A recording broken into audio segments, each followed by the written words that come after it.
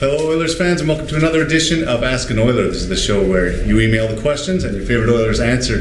We're here live in New York City today with Jason Strudwick. Jason, thank you very much for coming out and doing this today. Yeah, no, I'm happy to be here. I'm sorry your favorite Oiler couldn't be here, so I'm here instead. It's a pretty good second choice. Yeah. No, it's been a busy day for you guys and it's an off day, so we really appreciate you taking the time to come in. Yeah, no problem. I've always got time for you. Well, we got a lot of emails that came in, so we handpicked some, and we'll try and get through as many as we can with the time that we've got. So our first email came from Jacqueline in Edmonton, who asks, what's the best thing you've ever been for Halloween? Well, a couple years ago, my wife and I went as Mexican wrestlers, and I thought it turned out really well. And we had the mask, everything, tights, blue tights were hard to find, but I got them. And definitely number one. And you guys had a Halloween party this year, is that right? We did, yeah. And I don't really remember who we went as, so couldn't have been that good. It's a couple of weeks ago, who knows? Yeah. Next question comes from Ann in Vancouver, and Ann says, hey Struddy, if there were to be a reality show based on your life, what would the theme song of the show be? The theme song? That'd be something classy, maybe like Frank Sinatra, Come Fly With Me. That's kind of the tempo of my life when I'm not at the hockey rink. I like it a little bit more mellow, and that's what it'd be. Do you think your life's exciting enough for a reality show? Oh, definitely, yeah. Interesting. Maybe not exciting, interesting. Next question comes from Joss, and I hope I'm pronouncing that right, in Edmonton. And he asks, did you ever think at any point in your career that you'd end up playing in your hometown? It's been a great surprise, and I guess you always hope, but you don't really expect it, and the way it worked out this summer, it was just been a perfect timing.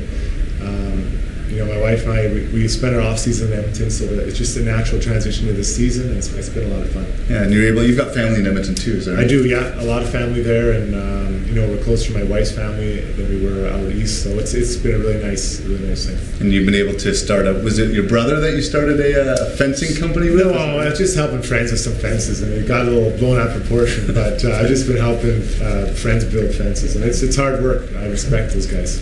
That's how it is. The Edmonton media likes to pick up on anything that they can grasp to and talk about it as much as possible. Right. Speaking of which, I heard you grew a mean-looking mustache last year. Do you think most players should be growing the stash? And is this a trend you think that you'd want to start again this year? This comes from Corey in Toronto. Right. Well, Corey, I think the mustache is probably at an all-time low in popularity. And so last year I just started one, and I actually enjoyed it, and I had it for about 3 months, and in the playoffs I grew a full beard, so I was actually quite burly. And I couldn't believe when I shaved it all off. It looked like I skinned a cat or something. There was hair, like the whole sink was full of hair. And I miss it, and you get used to the way you drink, because there's quite a bit of hair out there. And it took me a while to readjust to life without a mustache. But I feel I made the adjustment pretty well. Did you ever have those days where you ended up with stuff in your mustache? I kept it well groomed. I had a friend who was...